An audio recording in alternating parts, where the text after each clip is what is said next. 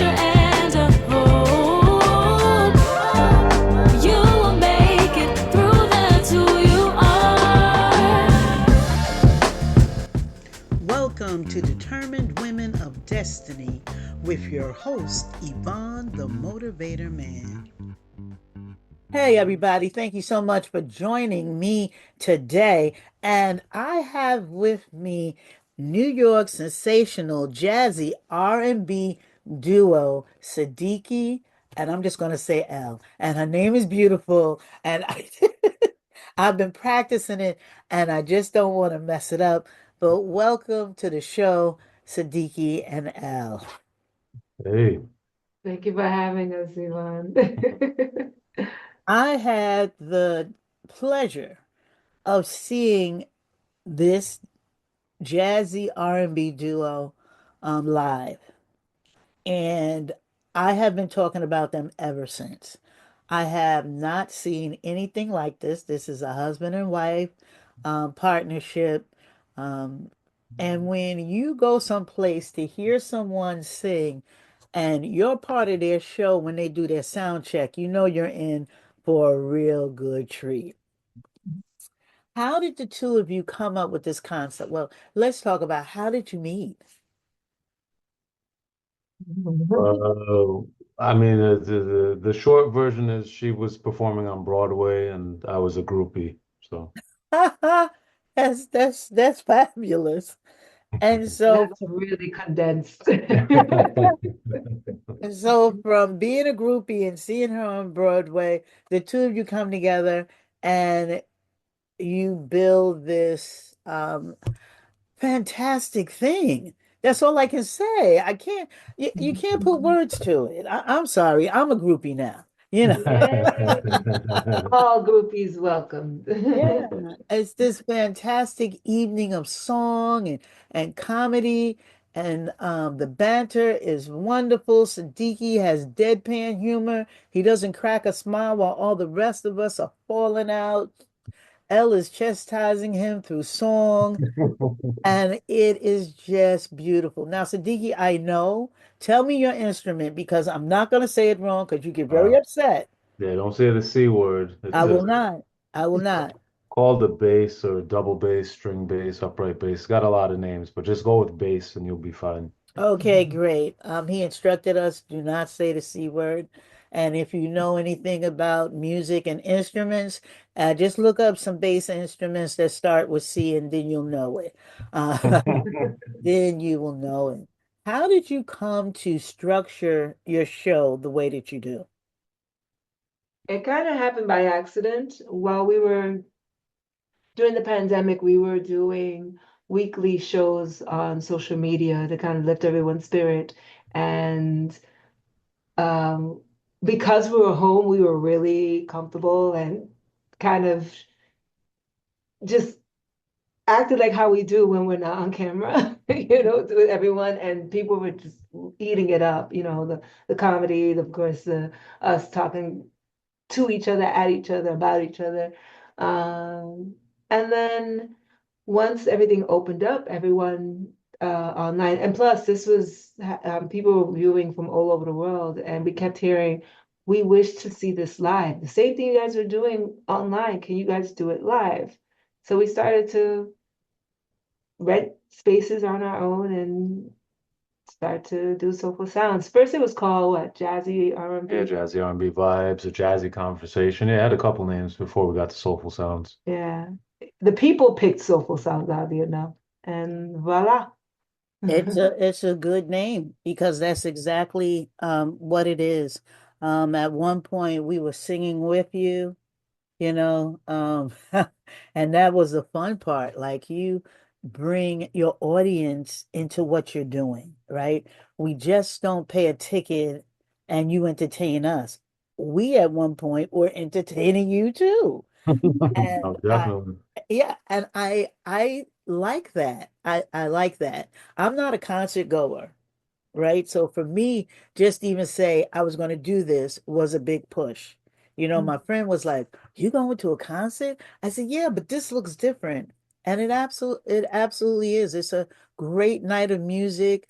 You sang some pieces that we know, and then your original stuff. And your original stuff is fantastic. Um, Thank you. Absolutely. So, being that you are married and you do work together, how do you create that balance of where, well, I can't say pull your hair out because Sadiki's bald, but That's what that's your answer though. oh, that's what happened, right? How do you keep that balance? Like, this is work, you're my work partner, and this is our life, you're my life partner. Hmm.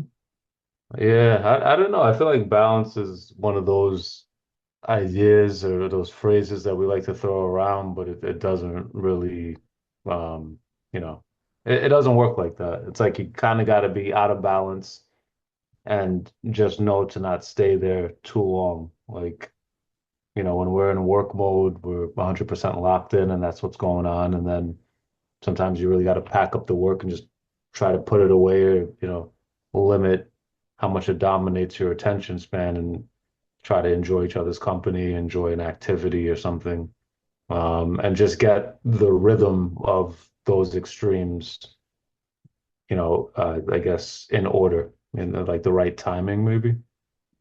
Okay. Elasea, how long have you been singing since, he was smitten by you on Broadway, right? So how long have you been singing?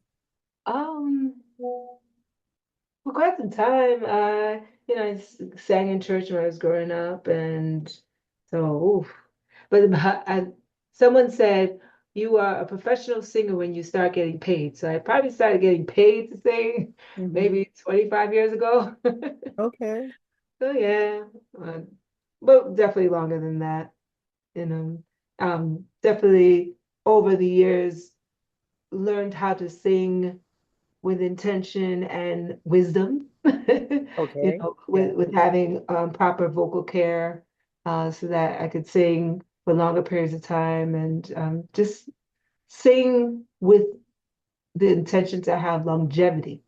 I can't say I had that wisdom in the earlier part of my quote unquote singing career.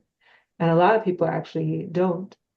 They don't realize that it's important to have some classical elements to your technique so that you can have longevity. Oh, that's interesting. That's Mhm. interesting. And Sadiki, how long have you been playing the bass? I started in sixth grade and I stopped. It was a hobby from sixth grade up through high school and then into college a little bit. And then I stopped when I graduated college and then started again when we met. So I stopped playing for about 10 years. So I don't know. I don't know if I'd say maybe 20, 25 years. So you started, you said, did you say a sixth or a sixth grade? Yeah, sixth grade. Sixth grade. So that meant that that instrument was bigger and taller than you. Yep. So you never carried that home. You left that at school and practice?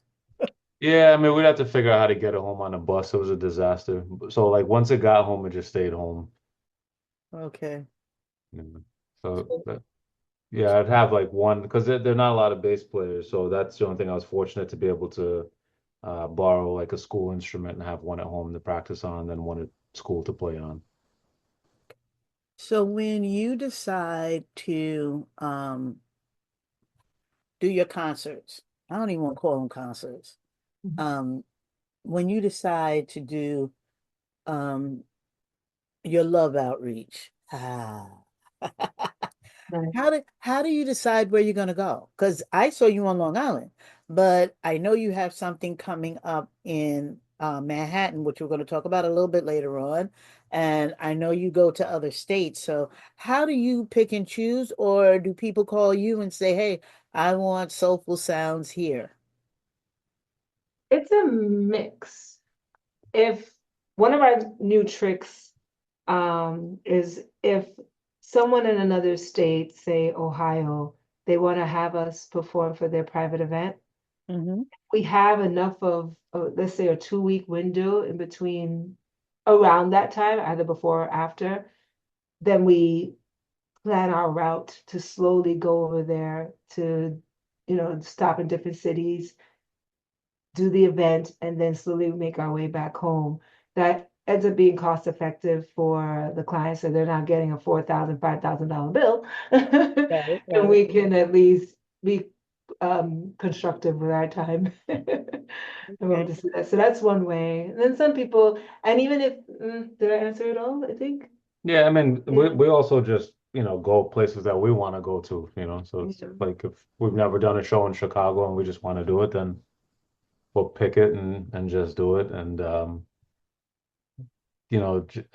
we also pay attention to people on social media who constantly say, "When are you coming here? When are you coming here?" And start to say, "Well, look, sounds like people in Atlanta or in Texas or wherever want to see what we do in person. So let's make that happen." How did you end up on Long Island, Nassau County to be exact? Yeah. So that's yeah, that was actually pretty interesting. So there's a charity for the deaf that hires us for their private events. And I know it sounds kind of weird to hire musicians for the private events for deaf people, but because the bass produces such low frequencies, you can feel it even if you Mhm. can't hear it. So a lot of them would put their hands on the bass or just stand nearby and feel the frequencies and enjoy the music and the rhythms that way. And they had a beautiful auditorium on site. So after performing there for a few years, we just asked and said, would it be possible for us to just do a concert in the auditorium? And they were happy to do it. We were able to help them raise some money and donate a portion of the ticket sales. So that's how that one happened. Okay, because we don't. I know Long Island is going to get me for this, but we don't have such cultural, wonderful things like, Yeah. we have cultural things, but nothing to the level of what you do. So I know I'm going to get backlash from my Long Islanders. I don't care. Well, we got to find some more spots on Long Island so we can make this a regular thing then. Yeah. Well, that'd be great. That would be great. Like I don't mind going to the city, and a lot of Long Islanders don't. But then there's Long Islanders that never go to the city. So when you're in, Manhattan, they ain't gonna see you. They just they're just not. They're gonna hear about it. What is one of the most fantastic places that you ever performed? Hmm. You pick one and then I'll pick one. Oof, Mhm. I don't know. Uh, we performed in so many cool places and surprisingly enjoyable places. Um, you know what? I really enjoyed when we were in Nashville. Ah, And yeah. that was a wild show. And I say it like that because, first off, most Black artists don't think that there is an audience for them in Nashville, but there is. And we discovered it being there. They were so happy to see us because everything is country music, singer-songwriter. So we were a breath of fresh air and they were ready. At first, they were a little apprehensive to be expressive because we were dressed in our gowns and Sadiki's in three-piece suit. But it was our last show before a day off. And I said, listen, y'all, we're gonna have some fun, okay? Loosen up, get a drink, let's have some fun. And they were a riot. That was really a great, great time. It was a beautiful space too. Wow. And Sadiki? Um, I mean, I think we've had some cool shows, but I'd also say that some of our private event clients have taken us to some really scenic locations, and we did a cruise in Alaska, and I thought that just the scenery being on the top of the cruise ship and the views 360, the water, the mountains, glaciers, all that kind of stuff. I thought that was pretty epic. I just wish it wasn't so cold, but uh, I was gonna ask, was it cold? yeah, like I didn't enjoy it in the moment, but the memory visually was striking, and I thought to answer your question visually, that was a very cool place. Okay. No pun intended. Yeah. Yeah. And to add to what Elasea said about your attire, I mean, three-piece suit and hat, y'all, for Sadiki. We have flowers on the side and a long flowing gown and elbow length gloves. Just complete elegance. Elegance. You know, That's all her fault.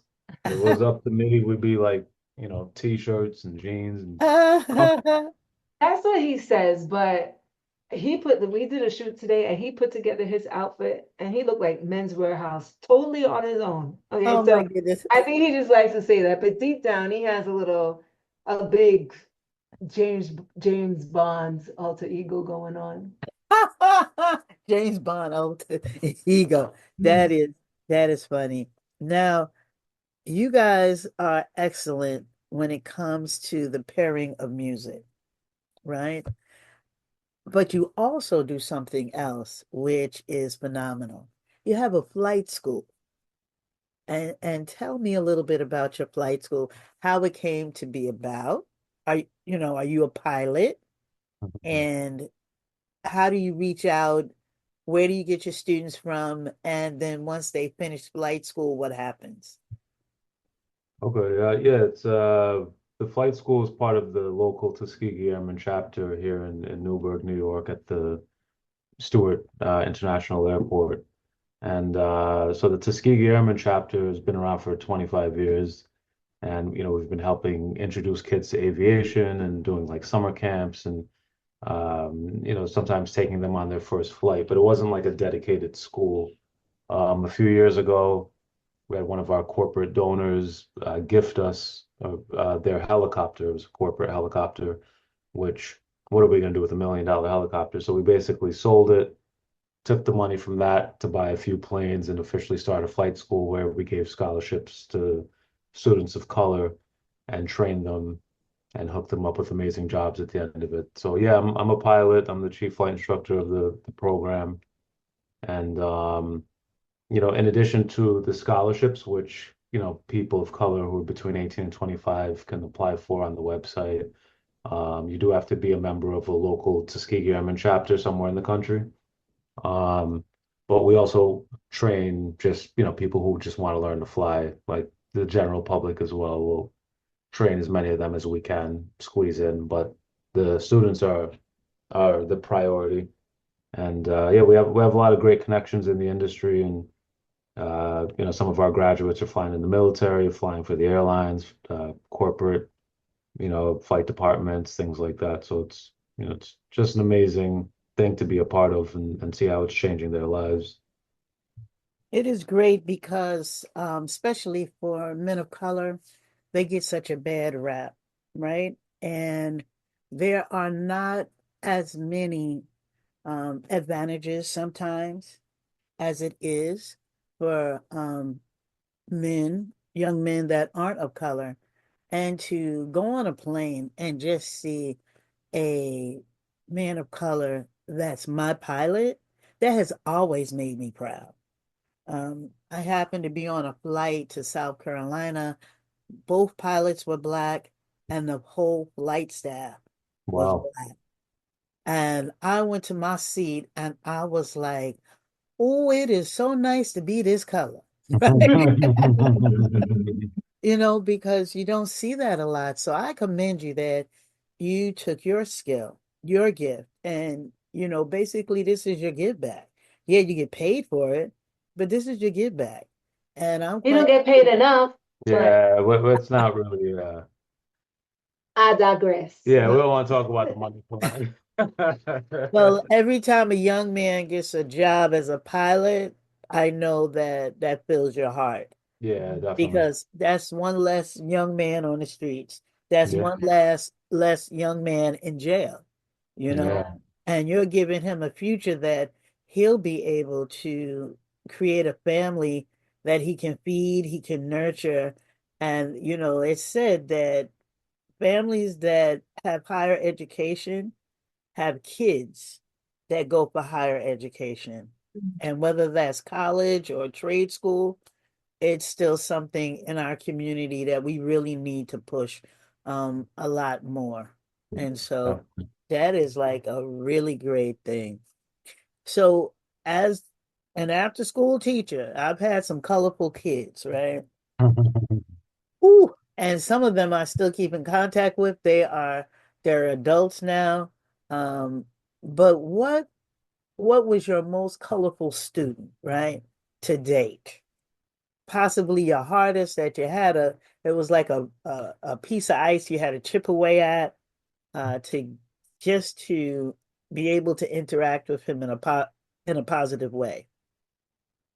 Oh, I mean, I've had a lot of Uh, I had a lot of war stories, but I'll say when I first started flying, first started being a flight instructor 20, what are we, 2025, so 24 years ago, I had a student who at the time I just didn't think he was very good.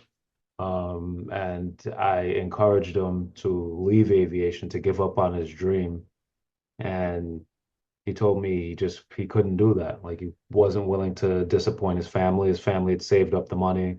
They'd sent him all the way from Senegal to the States to learn to fly. And he oh, was running out of money because it was taking him a lot longer than he expected. And he basically begged me. He said, "I know you don't believe in me, but I promise I'll do whatever you say. I'll study, I'll work hard. Can you help me out?" And ended up kind of volunteering, helping him a lot. Long story short, this guy's a captain of a Boeing 777 for the airlines, to this day, and wow. has a very lucrative lifestyle, a beautiful wife. He's able to provide for his kids, and he's always the reminder to me that just because you don't believe in something doesn't mean it's not possible, and you have to sometimes help someone's dream that seems ridiculous, that you Mm. shouldn't be an obstacle for it just because you don't see what they see, so yeah, I'd give a shout out to Muhammad on that's his name. Okay. So during your journey with the school, um, ups and downs, right? Um, you ever think about, I need to give this up. I can't do this anymore. You know, Every day. Yeah, I Ella, know. Ella C is in the kitchen cooking, talk about, listen, we got to turn this thing around. Yeah. Oh yeah, all the time. Yeah. Yeah, I mean, flight instructing is not the most fun part of being a pilot, that's for sure. Because, it's like anything else. When you're learning to do it, you make a lot of mistakes. So it can, you know, just be draining. It tests your patience to have to sit there and allow people to make the mistakes until they catch on and they know what they're doing. And then you have to introduce them to a new maneuver, a new task, and then it's right back to square one where they're making more mistakes. But, um, but no, I think at the end of the day, it's like there's some things in life that you are just built to do and you can't escape it. It's kind of a calling, and the suffering that it causes you is, it's small in comparison to the joy that it's bringing other people. So when you recognize that relationship, it's like, how can you not do it? So, Elasea, what is your part in the flight school? En- Encouragement. Yeah, Yeah, yeah, she's the mom. I am the mom. I'm gonna keep Sadiki sane. He gets his 3 square meals, his clothes are washed. No, no, the kids would come over and do their laundry. Just yeah, I don't know any Yeah, I other mean, way to say it besides be the she makes mom. them dinner. She'll take them to like Knicks games, to the movies, help celebrate birthdays. Like if we're doing events, she'll make food, put things together. I don't know. What do you do with the tablecloth things and just mom stuff? Yeah, like if they have a workshop or something at the school, help with the hospitality and presentation of things. I add the feminine touch to this Yeah, chaotic situation. I know the show that I was at, some of your students were there to help. Yeah. Yeah. And I thought that was like really cool because, under 25, you usually can't move these kids with a stick of dynamite. You know? Do you want to help? No, right? So it was really good to see these young men And I mean, they were excited about helping. But after a show like that, how can you not be excited? I want to talk a little bit about your upcoming show, Brunch, Bouquets, and Soulful Sound. Now, listen, this is a shameless plug for me, Yvonne the Motivated Man, and it has nothing to do with Ella Sadiki. Guys, if you want to surprise the woman in your life that you love, get some tickets. Ladies, if you want to do a girls' day out for Mother's Day, get some tickets. You will thank me later. Mhm. The show is going to be at the ILA Penthouse, 253 West 28th Street, floor 7, New York, New York. And that is May 11th at 12 noon. So I know my church folks, I'm going to be in church. Child, listen, take Jesus with you. Just take him with you, In right? your heart. You know, God know your heart. And plus, every other place after church is going to be jam-packed, right? And so now you know you have a place to go. You have a seat. There is no waiting, right? And you're going to have a really great time. And since it's 12 noon, Awesome. you Wow. know, you have, it says brunch and bouquets. So there'll be food there, yes? Oh yeah. All complimentary. That's how you grab people. So you'll get a chance to eat. You'll have brunch. So I can't see anything better. If my mom was more mobile, I'd drag her right to Manhattan Sunday. Yes, I would. Yes, I would. So how did you get this gig in the city? Is this one of your sponsors or someone that you've done private showing with? Oh no, dear. Just like how we do everywhere else in the country, we find a space and we rent. In this case, this is a relationship from our private event community. We did start in New York, and we were pretty popular in the private event scene. So one phone call led to another phone call, and we told them when we saw the space and we immediately saw the vision. This would be perfect for Mother's Day because they actually have a floral school inside the building. Oh, Um, so it just seemed like a match made in heaven. And then they have this gorgeous rooftop. So if the weather's nice, you all can definitely go upstairs and take your photos and stuff. We might even do the concert upstairs depending on the weather. But yeah, it's just something we wanted to start producing more stuff in New York City that's unique and that we can control the experience. And so that's what this was, well, is. it sounds fabulous. Sorry, I'm going to miss it. Um, but it sounds like a lot of fun, and I know it's going to be a really great time because there's an elegance and a savoir-faire that the two of you bring um to Soulful Sounds that probably no matter where you go, you think you're in the Taj Mahal listening to some music. Hey, that's the goal. You walk outside and you hear the sirens, and then you're like, oh, back to life. But for the time we spend with you. So before we go, please give us some tips. You want to be an entrepreneur, you want to go into singing, you want to go into booking gigs. What would be some information that you'd like to pass on to help my listeners? Ooh, that's It's loaded. yeah, that's a whole episode in of itself. Yeah, you do one and I'll do one. Okay. Um, I would say to take what you like to do, what you like to play, and just move that down your priority list. And instead figure out what do people like to listen to, what moves them, what inspires them, what resonates with your audience. And make sure you have a good handle on that. Because I think a lot of times that's what gets in musicians' way. They think it's selling out. Um, and you have to find I guess, the balance between bending and breaking.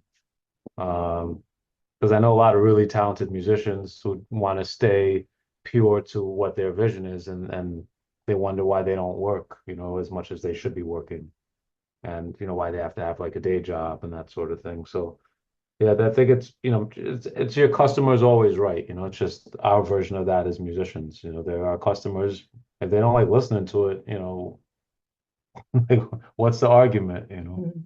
Right. So you have to be flexible, right? You Mhm. have to be flexible. Keep your Definitely. dream, but give it some flexibility.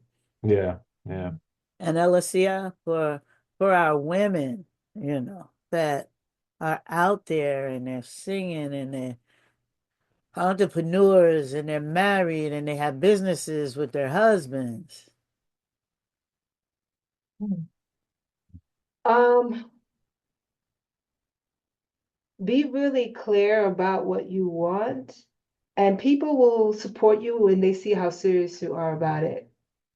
And when I say serious, meaning you're, it's more than just saying that you do something. Your entire life and lifestyle and mindset needs to shift to support where you're headed. That's what had to happen for us. We had to not just change how we dress, how we live, how we eat, how we how we think about money Mhm. and move in that. Um, there's other things that need to change in your life to support your dream. So seek that and refine that and be okay with the stretching and the flexibility and the bending that comes with it. Because when that is clear, your foundation is clear, everything, you have something that can build, knowingly build, I guess. I don't know what other way to say it besides, instead of you stumbling through, you have a clear vision because your infrastructure has changed. I like that. I like that. Thank you. That was great. Like, girl, don't get too complicated. Yeah, Ellis, I think what I would say to kind of simplify what she's saying is a lot of people don't recognize the importance of your environment and your systems, either helping or harming your achieving of the goals. So, to kind of make sure you change those things as well. It's not enough to just say, I want to do this thing. Make sure your environment is the environment of someone who is doing that. Make sure the systems you have around you support that. Mhm. okay. Well, Elisea and Sadiki, I want to thank you for this interesting interview. It was delightful just to learn about the two of you and to get to know you a little bit better off stage. And once again, let's talk about this event coming up for Mother's Day, and that is Brunch, Bouquets, and Soulful Sounds at ILA Penthouse, 253 West 28th Street, Floor 7, New York, New York. Get your tickets while they last. Thank Thank you you. so much. Yeah, I love I that wish we place. had you to do, I know. to do our commercials.